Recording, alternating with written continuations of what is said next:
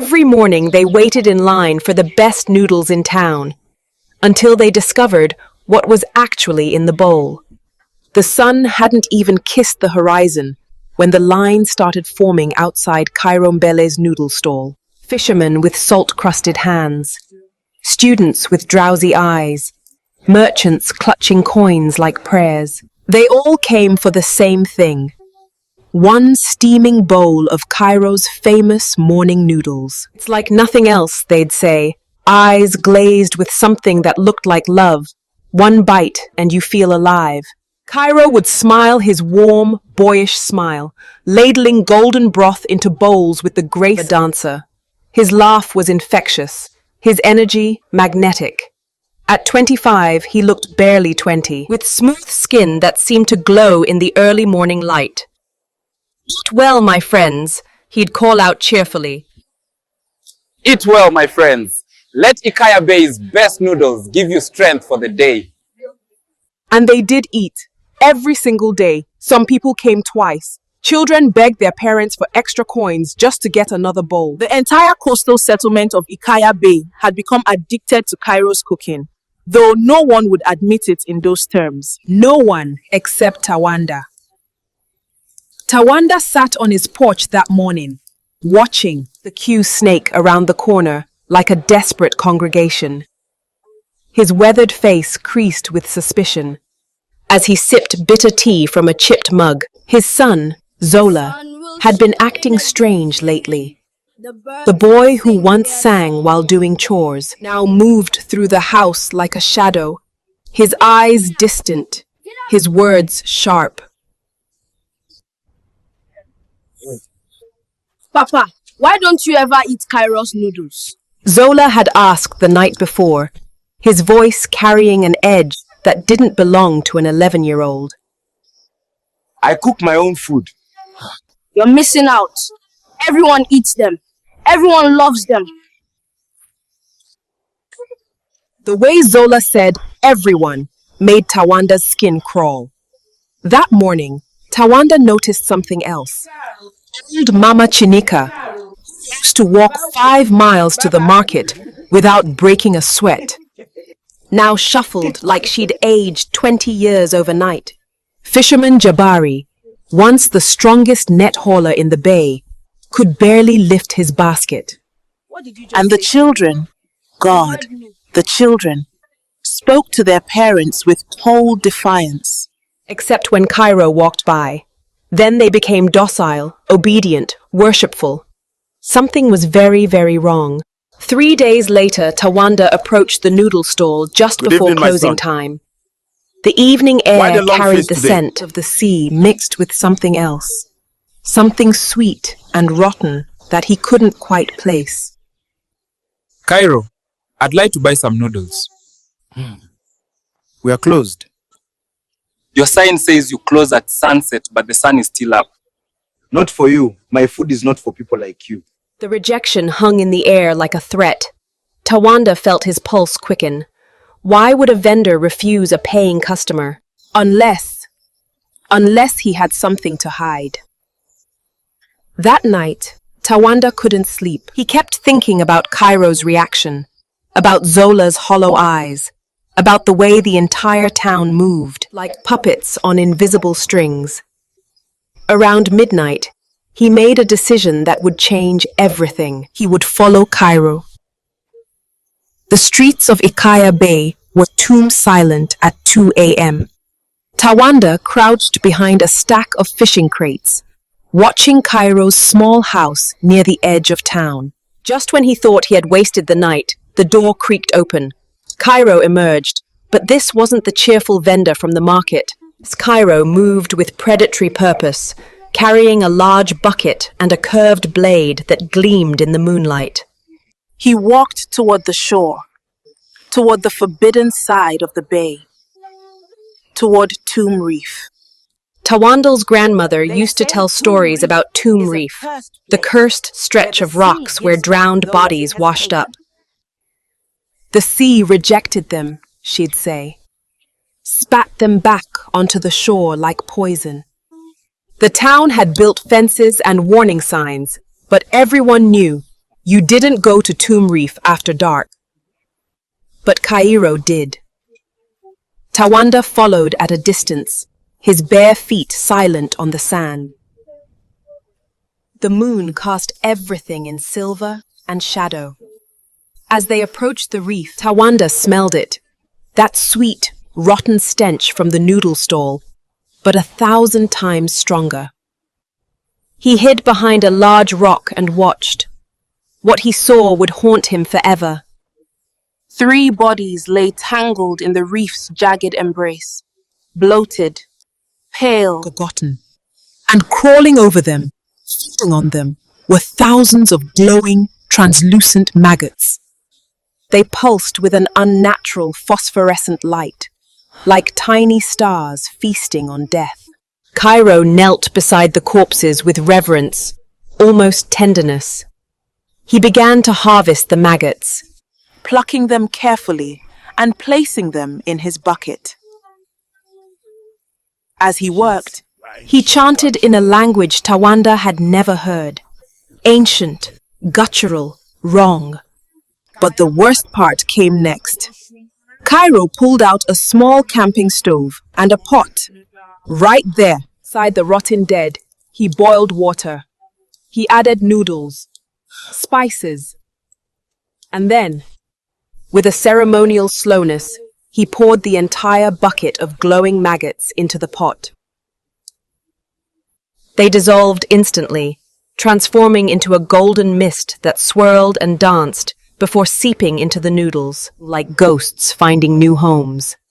Tawanda's stomach lurched. He pressed his hand over his mouth to stop from vomiting, screaming, from running. He watched Cairo taste the broth, watched him smile that same warm, boyish smile. Soon they'll all pay for what they did to you, Father. Cairo whispered to the corpses. Tawanda's blood turned to ice. He crawled backward, inch by agonizing inch, until he was far enough to stand and run. He ran all the way home, his mind screaming with the horror of what he'd witnessed. His son had eaten those noodles. The whole town had eaten those noodles. It had been consuming death itself. The next morning, Tawanda didn't go to the authorities. In a town obsessed with Cairo, who would believe him? Instead, he went to the one person who'd always stood apart from the crowd. Elder Busani, the reclusive healer who lived in the hills above the bay. Busani's home was a small stone cottage surrounded by medicinal herbs and protective charms. The old man answered the door with knowing eyes. You've seen something. How did you? I've been waiting for someone to notice. Come inside. Over bitter coffee, Tawanda told him everything. Papa, I saw Busani him. listened without I saw interruption, everything with my own his eyes. face graver Cairo with is each evil. word. 20 years ago, I had a dream. A boy stood in the sea, surrounded by corpses, making a bargain with something ancient. I tried to warn the town council, but they laughed at me, called me a superstitious old fool. So I left. What kind of bargain? The kind that trades your humanity for power. The kind that feeds on collective guilt. Busani stood and pulled out a leather-bound journal. Cairo's father was a fisherman named Tendai Mbele.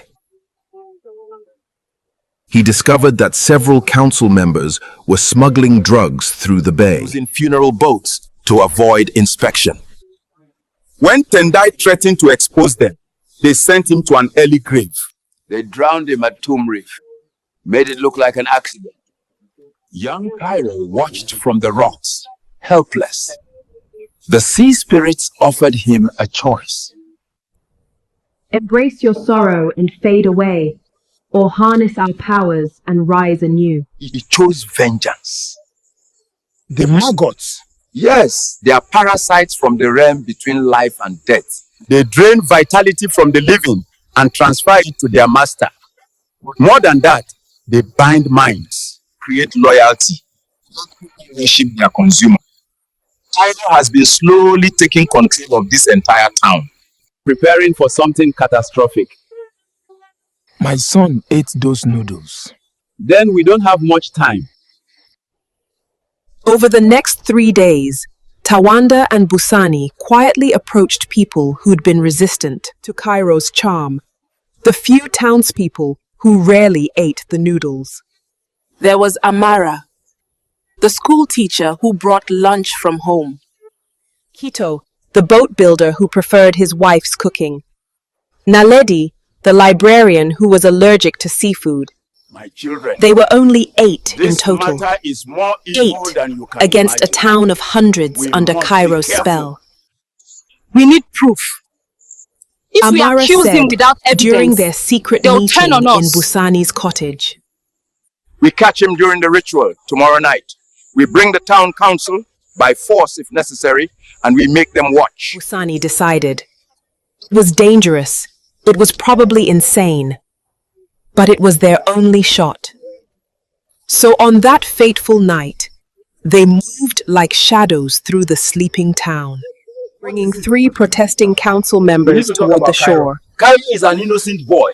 The officials tried to resist. To accuse him. Tried to shout, but Kito was strong. You must see And the Tawanda evil Cairo has was been doing to this desperate. village. At Tomb Reef, they found exactly what Tawanda had described. The bodies, the glowing maggots, and Cairo, in the middle of his twisted ritual, chanting over his pot of corruption. Rang out across the rock. Busani's rang out, his face a mask of shock that quickly melted into rage. But before he could run, Tawanda and Kito grabbed him, holding him firm. What is the meaning of this? Show them. Show them what you've been feeding our town. For a long moment, Cairo said nothing. Then, slowly, impossibly, he began to laugh. It started as a chuckle and built into something manic, echoing. And then Cairo's face began to change. Fine. Let me show His you everything. smooth, youthful skin cracked like old paint. Underneath was something else, something ancient and decayed. His flesh peeled away in strips, revealing a face that was centuries old, preserved by dark magic. His eyes sunk into hollow sockets, his teeth elongated into blackened stumps. The council members screamed. Even Tawanda stumbled backward. I am Cairo Mbele, son of Tendai Mbele, whose existence was ended in these very waters 23 years ago because he threatened your precious profits. We didn't. You did. My father was a good man, an honest man, and you limited him like he was nothing. You threw him to the sea and told the town it was an accident. You made my mother fade away of grief. You made me an orphan. And when I came to these rocks, when I stood here ready to drown myself in the same waters that took my father, something answered my prayers. A spirit of the deep offered me a gift, eternal youth, power over minds, and time. So much time to plan my revenge. All it asked in return was that I feed its souls. So I did.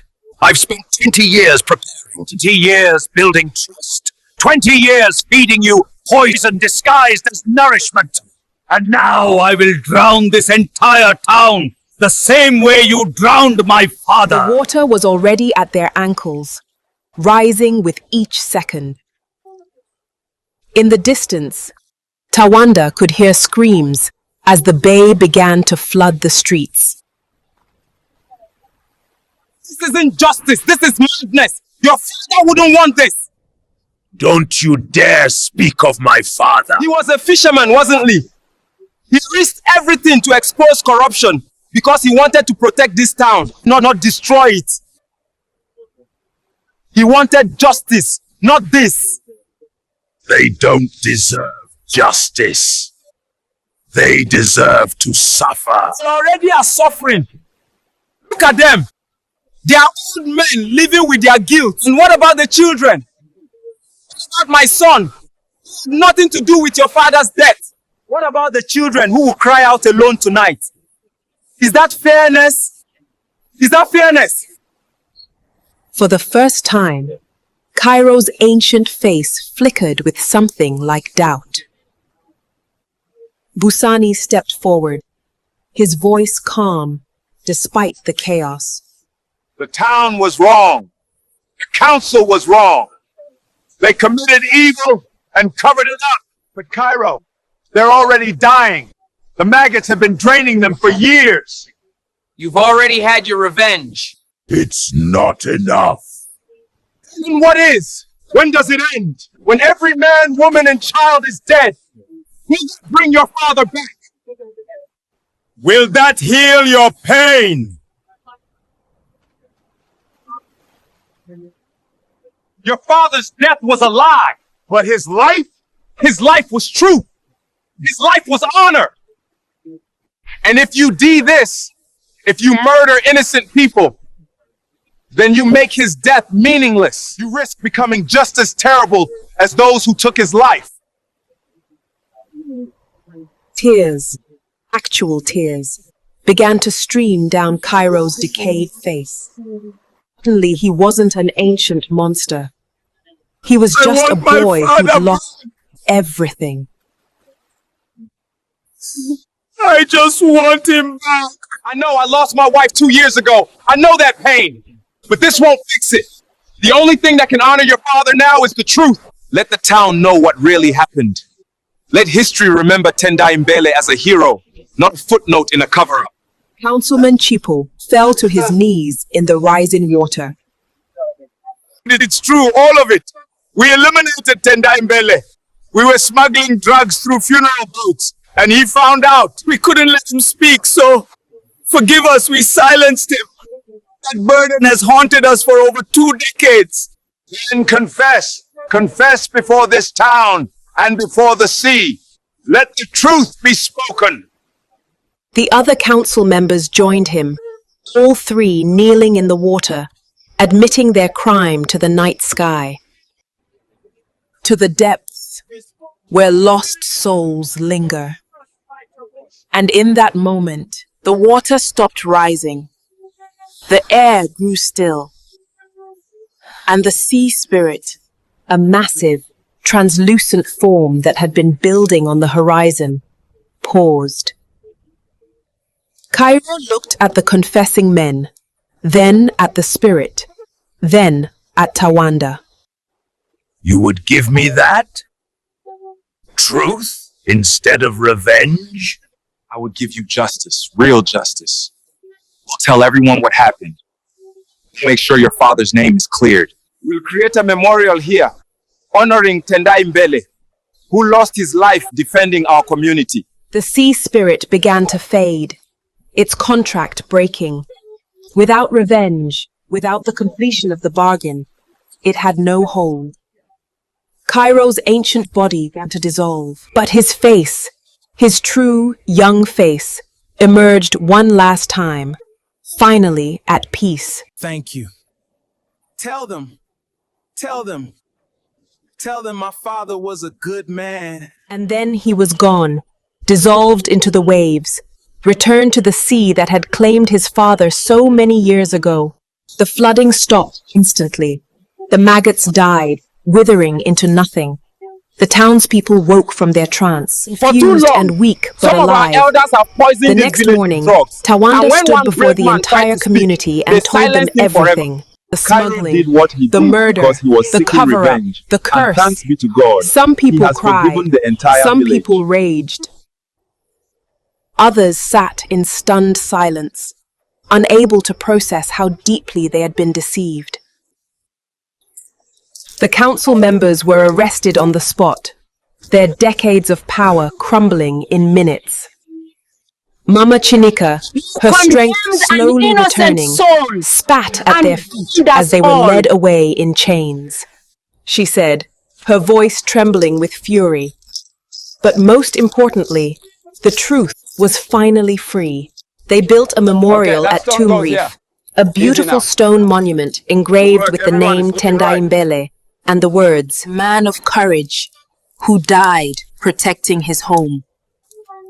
Zola recovered slowly, as did the rest of the children. The town began to heal. though the guilt remained heavy on those who'd turned a blind eye for so long. Tawanda visited the memorial every week, placing fresh flowers at its base. Sometimes he'd talk to it, telling Tendai's spirit about his son, about the changes in the town, about how his sacrifice had ultimately saved them all. And sometimes, when the wind came from just the right direction, Tawanda swore he could smell noodles cooking, but not the cursed kind, just regular noodles, simple and honest, the way food should be, the way truth should be. What secrets is your community hiding? What injustices have been buried beneath tradition and respect? Drop a comment below and share your thoughts. And if this story made you think twice about eating street food, then good. Make sure you subscribe and hit that like button. Share this tale with someone who needs to hear it, because sometimes the most dangerous monsters are the ones we create by staying silent. Bye for now.